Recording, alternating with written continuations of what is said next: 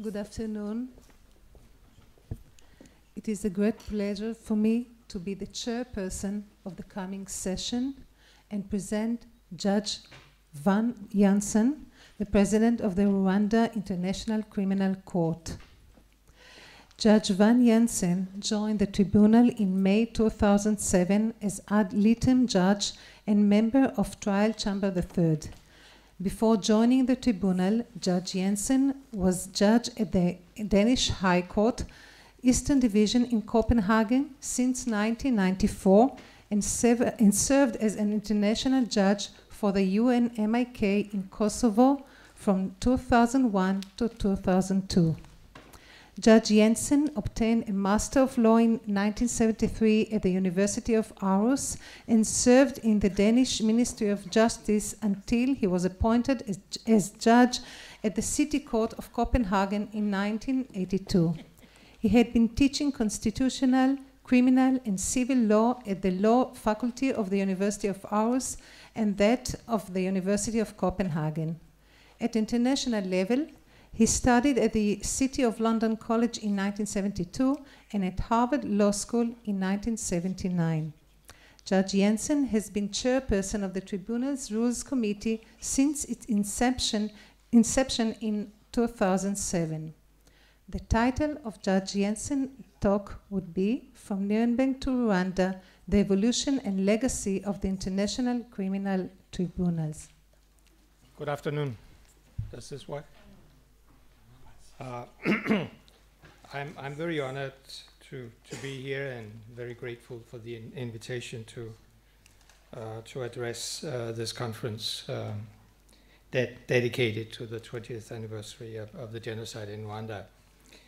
I would like to thank Professor Yair Auron and his colleagues from the Open University for organizing this event, and would also like to thank the distinguished presenters and panel members who are participating, especially Sigal Horowitz, who since her days in Arusha has worked to connect the ICTR with Israeli students and academics. Unfortunately, I can only stay here for today because the ICTR commemorates its 20th anniversary on Saturday, and we have a symposium starting Thursday, which I have to chair. So I have to leave immediately after the conference. I brought with me a sort of very polished speech because I believe that I was going to talk en famille to sort of fellow jurists. And when I came here and discovered it's a much broader audience with representing many academic disciplines, I had to revise my speech to avoid that you fall asleep. So it will be less polished than I had intended, but probably more interesting. I'm a judge and representing the International Criminal Tribunal of Rwanda, so of course I will address the sort of legal issues related to the prosecution of the genocidaires in Rwanda and other crimes that were committed. The ICTR was created on the 8th of November 1994 by the Security Council, and the goal of the tribunal was to contribute to the process of reconciliation in Rwanda. Please mark that our goal was not to create reconciliation, because that cannot be done by prosecution only. It requires a lot of steps and endeavors from a wide discipline of actors, including politicians. So I will discuss today how we have impacted on the process of reconciliation in Rwanda, and also discuss whether the decision to set up the tribunal was the right one for Rwanda in 1991. We have impacted on the development in Rwanda in two ways. First, through our sort of core function, which is prosecution and adjudication of indictments against individuals. And that's what I will concentrate on. We have also contributed by our outreach program, creating awareness about genocide and informing about our activities and what went on in 1994, and trying to strengthen the legal system in Rwanda and throughout Africa. That part of our activities I will leave to Sigel to cover. Before going into the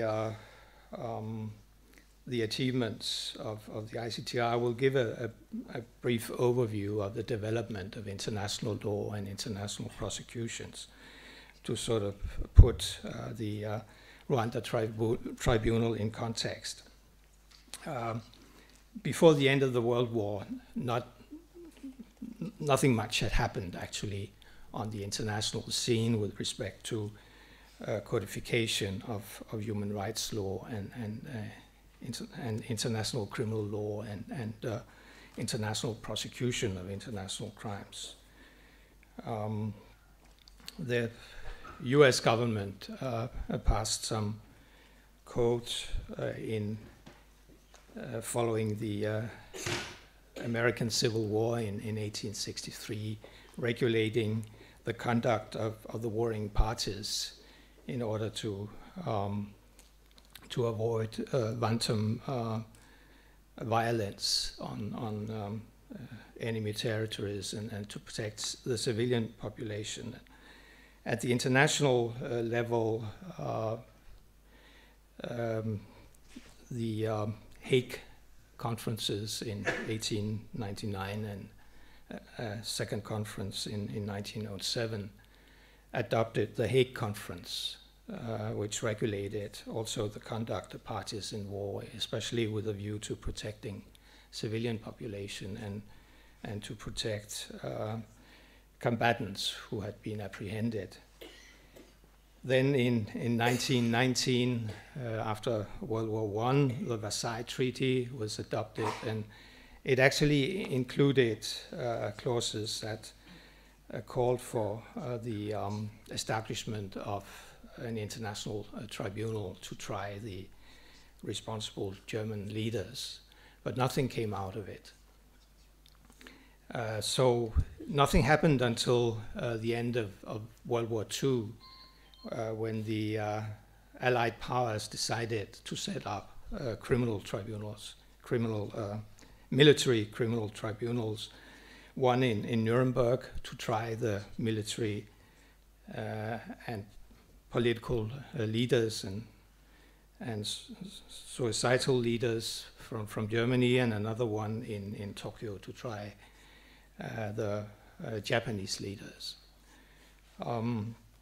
The Nuremberg Tribunal didn't have much to work on. They only had the Hague Conventions from 1899 and 1907. So they actually had to develop a body of international law which nobody really knew existed before, and that's one of the points of criticism against the Nuremberg Tribunal. They, however, applied sort of the general principles that were accepted in the major legal systems in civilized countries, and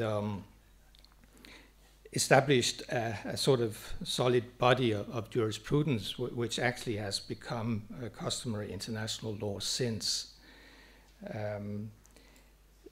The Tokyo Tribunal followed the principles laid down by the Nuremberg Tribunal, and the outcome of it was that a large number of leaders, both in Germany and Japan, were held individually responsible for their acts. Then, following the establishment of the United Nations after World War II, the General Assembly charged the International Law Commission with codifying the principles that the Nuremberg Tribunal had established. further on, a number of treaties were actually adopted in the following words. First of all, the Genocide Convention, which was, let me see, the Genocide Convention, the Convention on the Prevention and Punishment of the Crime of Genocide, which was adopted in 1948, thanks to the preparatory work done by Professor Lemkin.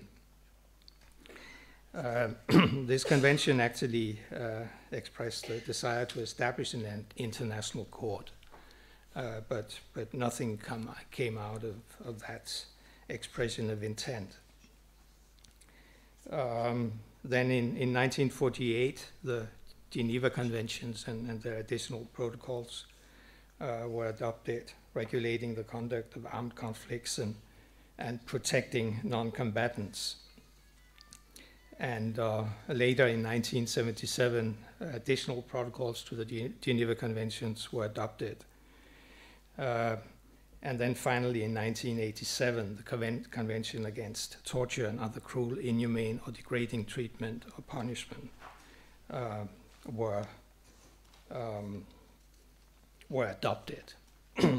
No convention on the crimes against humanity has so far been drafted or adopted. However, the crimes against humanity has been defined in the statutes of all of the international tribunals, including the ICC, the International Court of Justice, the International Criminal Court, and also in the statutes of the hybrid tribunals. So in many countries, including my own Denmark, we have actually just incorporated the Rome Treaty, and thereby we have the full text on the crimes against humanity. However, so far there was no attempt to institute in an international criminal court. The UN was, part of the reason is that the UN was paralyzed during the Cold War from shortly after the end of World War II until early 1980s. But the work, preparatory work for the International Criminal Court actually started, but it didn't move ahead. Then in 1993, things started to move faster. The wars in the former Yugoslavia prompted the Allies in the Dayton Agreement and the UN to decide to set up an ad hoc international criminal court to adjudicate the mass atrocity crimes that have been committed in the former Yugoslavia from 1991 and onwards. And about a year later, from April to July 1994, the genocide in Rwanda happened, and Rwanda, that was a member of the Security Council at that time, requested the Security Council to establish an international tribunal to try the responsibles for the genocide. I will go back further to, in more detail, to the Rwandan tribunal later, but just say that the development continued, although not with the sort of creation of any more ad hoc international tribunals.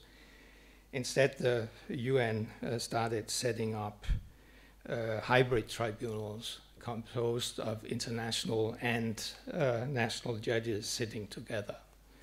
It happened the first time in 2000 for East Timor, where they set up special chambers to try the Indonesian militias, which has committed atrocities after East Timor decided to declare independence.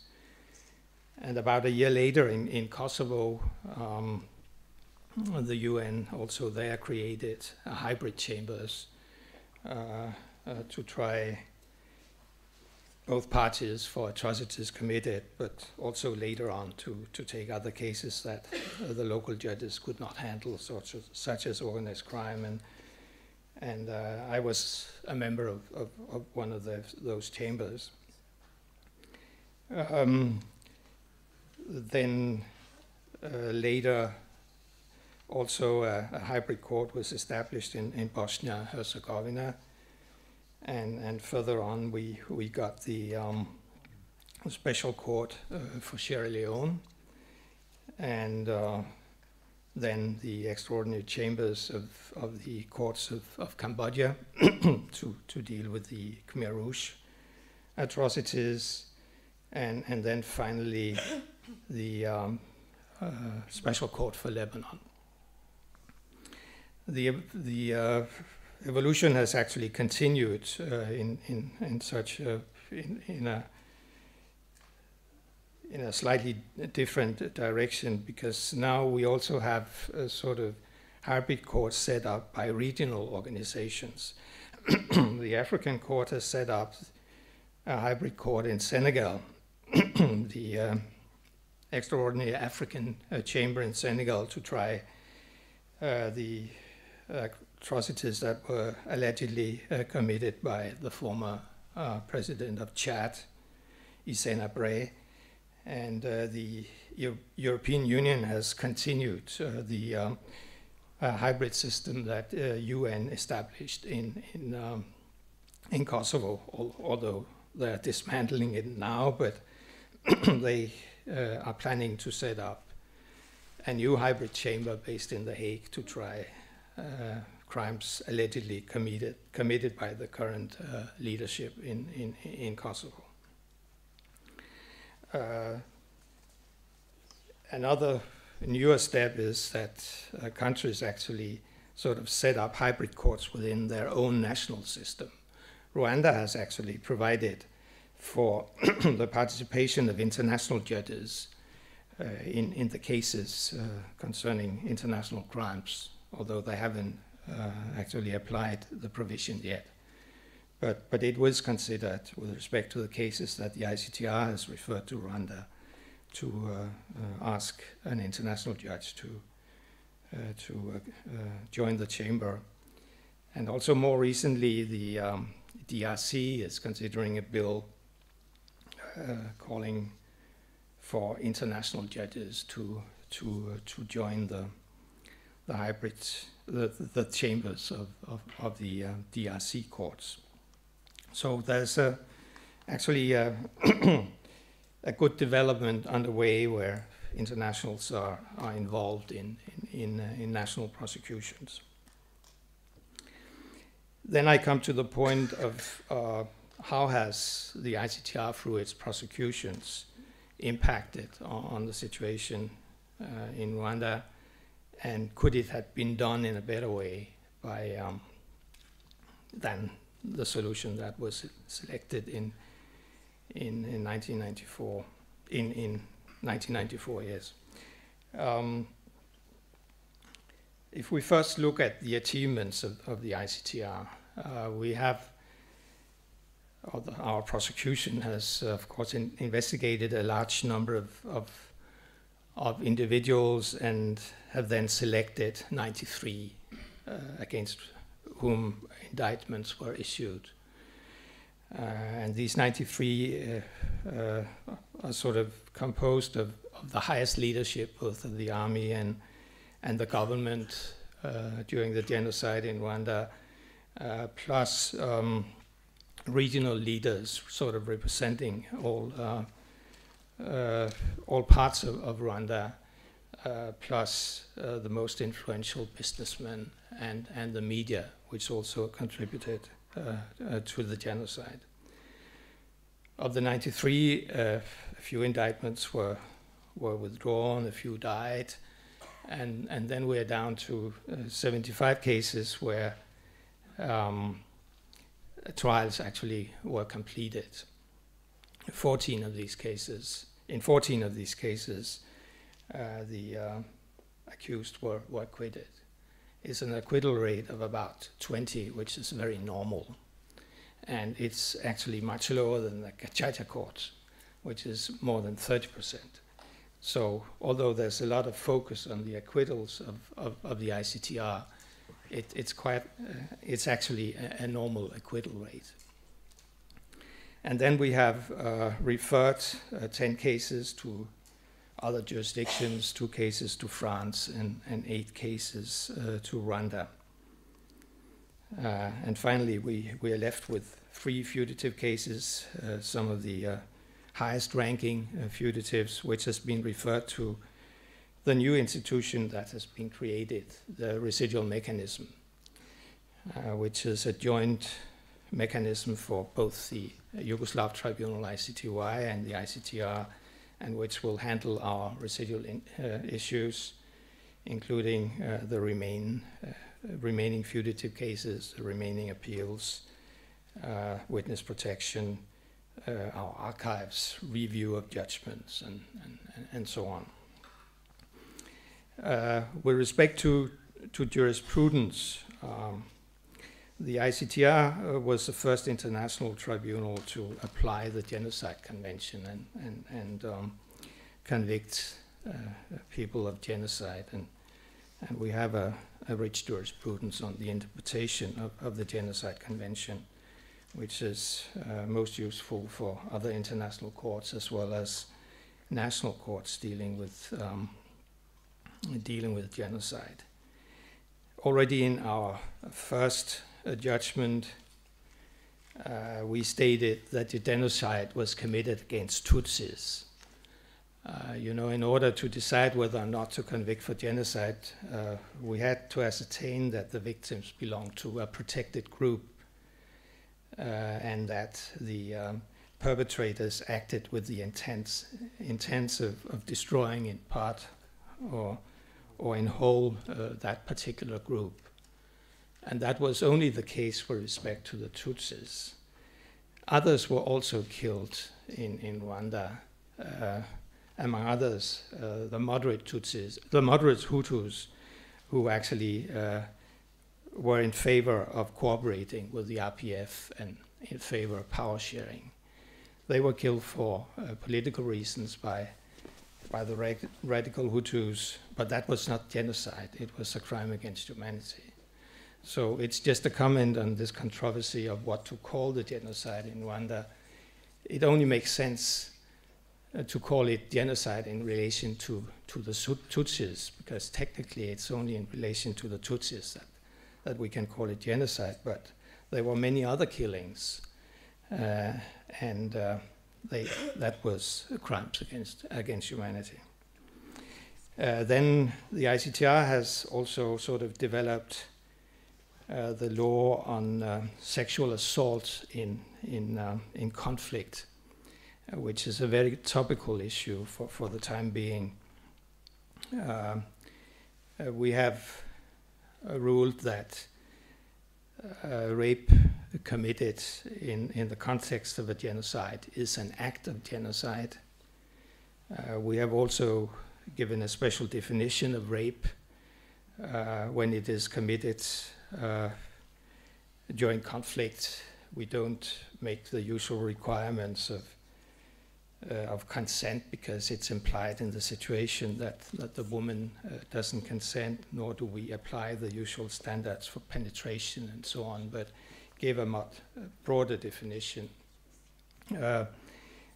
which actually facilitates the prosecution of these crimes. Finally, most recently, we as the first international tribunal has applied, actually in a case where I was the judge, have applied the principle of joint criminal enterprise in the extended form. In Rwanda, the rape of women as part of the genocidal campaign was very, very widespread. Nobody could be ignorant about it. And the leaders who were launched the joint criminal enterprise to commit the genocide knew about it and accepted it. So we considered it was a natural and foreseeable consequence of of their plan to eradicate the Tutsis, so that we held them responsible for the rapes, although they didn't personally participate in any sexual acts. Finally, we have defined the media's role in relation to instigating international crimes. I would say on the legal field, this is sort of our major achievements. Then the question is, was this the right way to respond to the situation in Rwanda in 1994?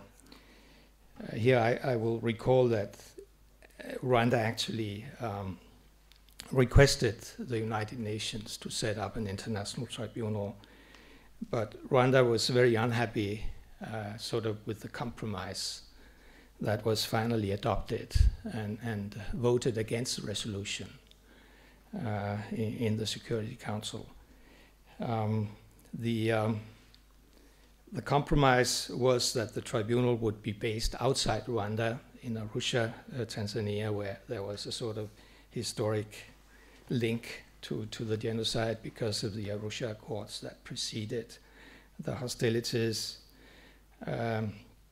And also that the tribunal would only deal with events that happened in 1994.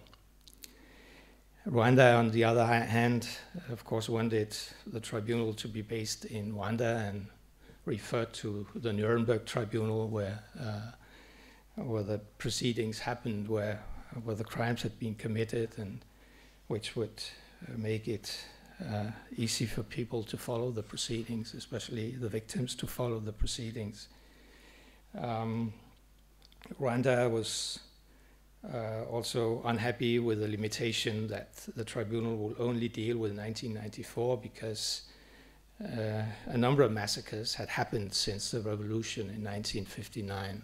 So Rwanda wanted the tribunal to deal with all the events since 59.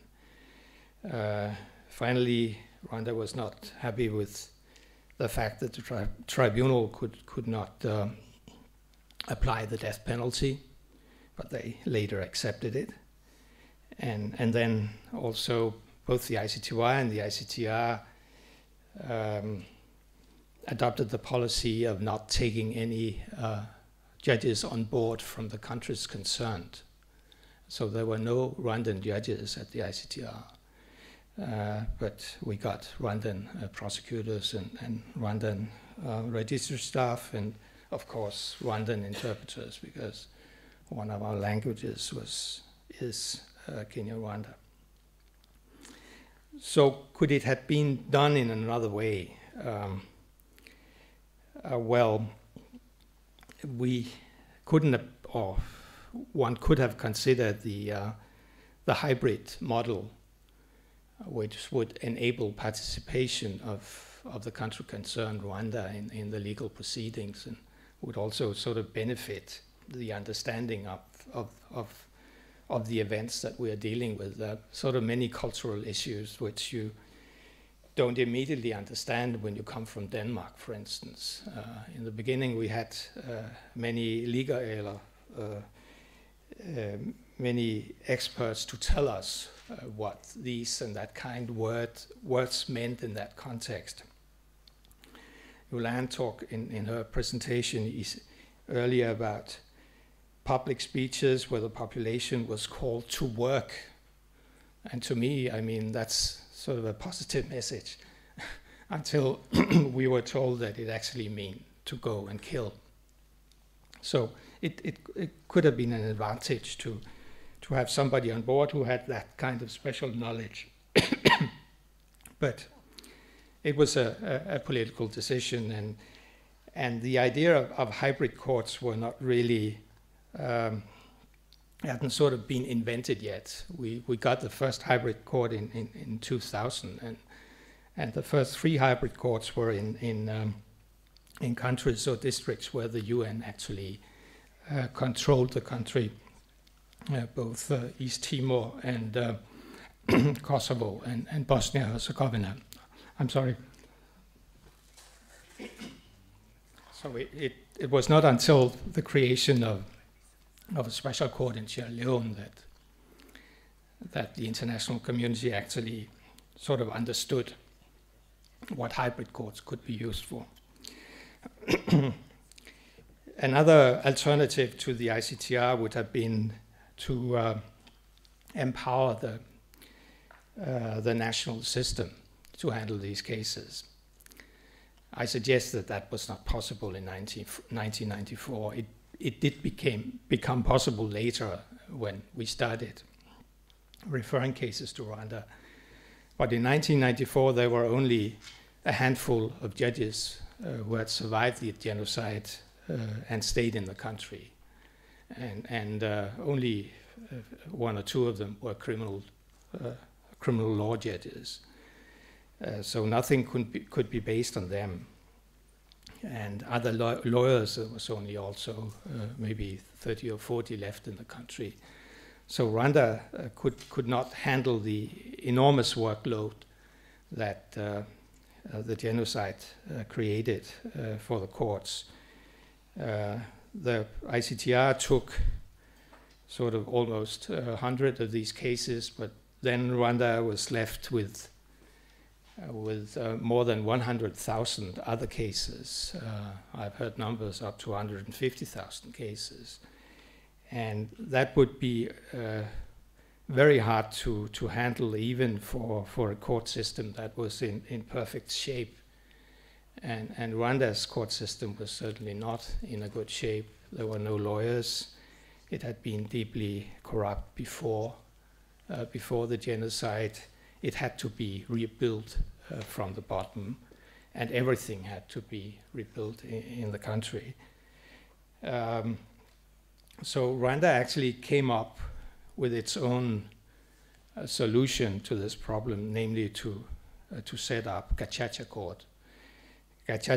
There was a traditional system where sort of local elders would decide sort of minor civil disputes between citizens, and the gacaca parliament, the Rwandan parliament.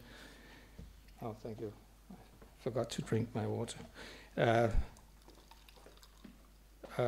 Adapted the system to deal with criminal cases. They divided the cases into three groups, and group one, which was cases against leaders and planners and sexual perpetrators, were to be handled by the High Court, whereas the other cases were to be handled by the gacaca court. And this system worked for about 10 years, and it was dismantled, I think, last year when the court system had been rebuilt and could now deal with cases in a more orderly manner. Some criticism has, of course, been launched against the gacaca courts. There were no sort of trained lawyers participating. The accused who could get a life sentence didn't have any defense counsel to represent them. So it didn't actually live up to international standards. But in essence, Rwanda didn't have a legal system in 1994 that could handle any cases. They had the gacaca system. The gacaca system could not handle the cases that the ICTR handled because the leaders had fled the country. Many of them were in Cameroon and other countries in West Africa, and some of them even to Europe. And there was no way that Rwanda could get these people extradited with the system they had at that time. Whereas an international court with a mandate from the UN can compel any member state to cooperate with us and arrest suspects and transfer them to us and provide the witnesses for us. So I suggest this was the only solution at the time. However, the the situation changed partly due to the activities of the ICTR to empower the Rwandan legal system, but also because of the pressure from the Security Council and UN General Assembly, who wanted the tribunals to complete their work. And so the Security Council imposed a completion strategy both on the ICTR and the ICTY, which included that we couldn't issue any new indictments. We had to complete the cases we have started and then refer the remaining cases to national jurisdictions. We managed to refer 2 cases to France in 2007 against 2 Rwandan citizens who had left Rwanda in 1994 and lived in France since 1994 and didn't oppose the transfer of their cases to France. Rwanda then, of course, was interested in taking over our cases and also interested in getting suspects that had fled to other countries transferred to Rwanda for trial. And they set about a quite expansive reform of their judicial system, and the Office of the Prosecutor of the ICTR assisted Rwanda in sort of defining which kind of reforms was required to meet our standards for referral of cases to Rwanda. The first requests for referrals were made in 2007, and unfortunately they were all denied because of particular concerns with respect to the system as it was at that time. Rwanda had abolished the death penalty to meet our requirements, and that's quite, in my opinion, quite admirable. I mean, now in Rwanda, the victims or their children were in charge of the whole system. What had happened, the atrocities, was in fresh memory, and then they decided to abolish the death penalty. In my country, Denmark, which was not very hard hit by the Second World War, we reintroduced the death penalty after World War II and applied it retroactively. I mean, to compare us to the Rwandan situation, I think it really shows a very free and admirable spirit to do it. But we had other concerns. Rwanda's prisons were overcrowded. All the Interahamwe and others who had fled to the neighboring countries were forced to come back, and at some point there were more than 100,000 people in the detention centers, which were built for far fewer people, and that of course didn't meet with international standards. Rwanda addressed that point and built a new prison with a special wing even for accused transferred from Arusha, and thereby met our requirements. Another point was the penal structure. Although Rwanda had abolished the death penalty, they still have a penalty saying confinement in isolation.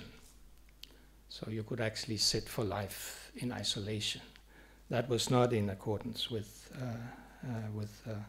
international standards. Rwanda responded and abolished it. Then we had some concerns about the impartiality of judges in Rwanda. However, Rwanda eventually convinced our appeals chamber that their system was built after thorough research of what was sort of the general policy in most African countries. So the ICTR accepted that these cases could be handled by one judge. Although, as far as I know, the 2 cases that are in progress in Rwanda are handled by 3 judges. So it just shows that they just don't apply the minimum standards, but reasonable standards. Then we also had some issues relating to witness protection, because the problem is that most of the defense witnesses are from the diaspora. They're not living in Rwanda. They come from other parts of the world, and they have fled Rwanda for a reason, and fear that if they return, they might be tried, also arrested for what they might have done in the past. We have a very elaborate witness protection program at the ICTR. Rwanda also had a program, but it was under the chapeau of the prosecution. And I mean, if you're a defense witness, maybe the prosecution is not sort of the first institution you trust. Rwanda again addressed this issue and set up a separate witness protection unit for defense witnesses under the Supreme Court, under the court's direction. Also, Rwanda established video conference facilities so witnesses could testify from abroad. They also included provisions that judges could go to another country and sit there and hear witnesses. So all in all, Rwanda complied with our request, and to some extent more than that. And that meant that when the next wave of requests for referrals were made, then they were all granted.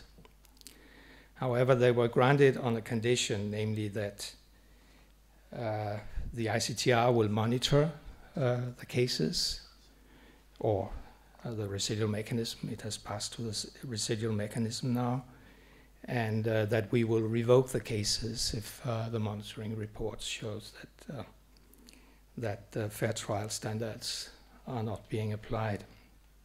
Rwanda at first was sort of felt almost offended by sort of being under monitoring. But eventually they came to like it, because defense and accused and so on, they make a lot of accusations against a system. And it always goes to the press and so on. And if you read about it in the papers, you would usually think, there's probably something about it. But now then, because of the monitoring reports that are public, the government could say, well, the monitors have investigated the matter, and there's nothing to criticize. So it has actually been a success with the monitoring. We haven't had any of those referred cases yet which have been decided. We have one which is in the prosecution phase of the trial.